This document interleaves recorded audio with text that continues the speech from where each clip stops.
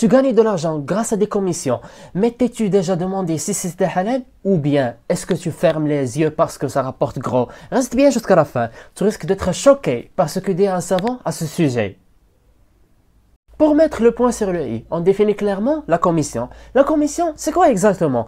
C'est une rémunération qu'une personne perçoit pour avoir facilité ou permis une vente. Par exemple, tu trouves un client pour un vendeur. Il te donne un pourcentage sur la vente. Dans le commerce moderne, c'est monnaie courante, agent immobilier, vendeur affilié, intermédiaire sur WhatsApp ou Facebook, influenceur sur Instagram.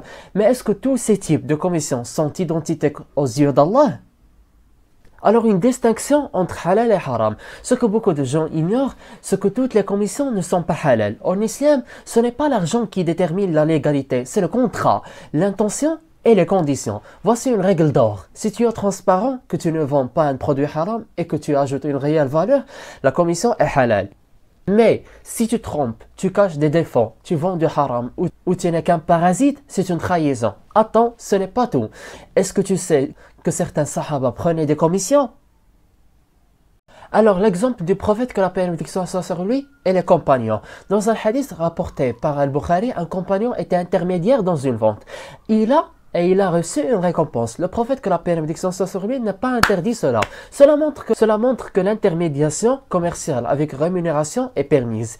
Si elle est faite avec honnêteté, transparence et sans riba ni mensonge. Mais dans le monde moderne, les pièges sont nombreux. Tu veux connaître les 3 erreurs qui rendent ta commission haram? Reste avec moi. Donc les 3 erreurs qui rendent ta commission haram. Premièrement, cacher que tu es payé.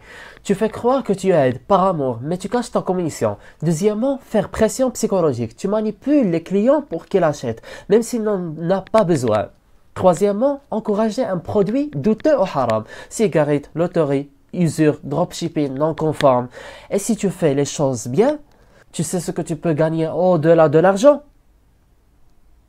Alors la récompense spirituelle de la commission halal. Quand tu gagnes de l'argent de façon licite, tu gagnes plus que des euros ou des dollars. Tu gagnes la baraka, tu gagnes la tranquillité du cœur, tu gagnes l'amour d'Allah, car tu aides, tu apportes, tu facilites sans tricher.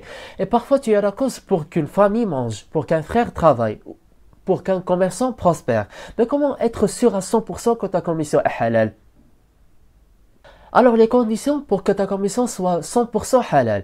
Tu dois informer clairement le client que tu as payé. Tu dois obtenir l'accord clair des deux parties. Le produit doit être halal. Tu dois éviter tout mensonge ou exagération. Tu ne dois pas prendre la place d'un salarié sans contrat.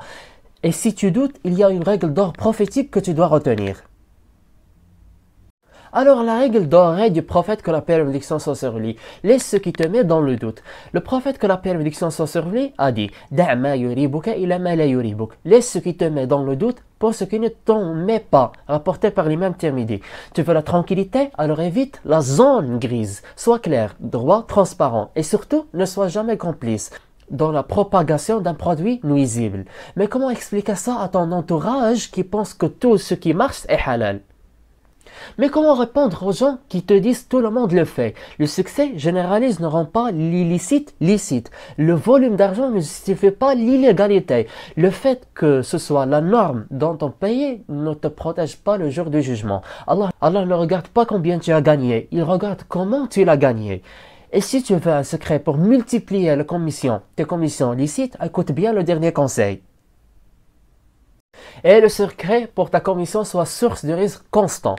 Premièrement, l'intention sincère, aide réelle, pas simple profit. Le dua constant, demande à Allah de te nourrir par le halal. La prière à l'heure, le prophète, que la paix et la bénédiction soit sur lui, a dit que la bénédiction des risques descend à l'aube. Zakat et aumône, purifie ton revenu, même s'il est petit. Résultat, moins de stress, plus de confiance, une clientèle fidèle, une conscience apaisée. Tu veux vraiment réussir par le halal? Alors écoute bien cette conclusion. Alors une conclusion puissante. Tu as le choix entre des euros rapides ou une subsistance bénie, entre les apparences ou une vie solide, digne, pure. La commission sur vente est halal si elle est claire, juste et licite. Elle devient haram quand elle est floue, manipulatrice ou sur un produit illicite. Alors maintenant, dis-moi en commentaire, es-tu prêt à faire le tri dans tes sources de revenus? Et je m'interroge, comment tu es intéressé à ce contenu sans que tu vois une vidéo précédente dont on parle de la finance halal express? Watchlist, c'est un héritage cognitif à l'humanité. À très vite.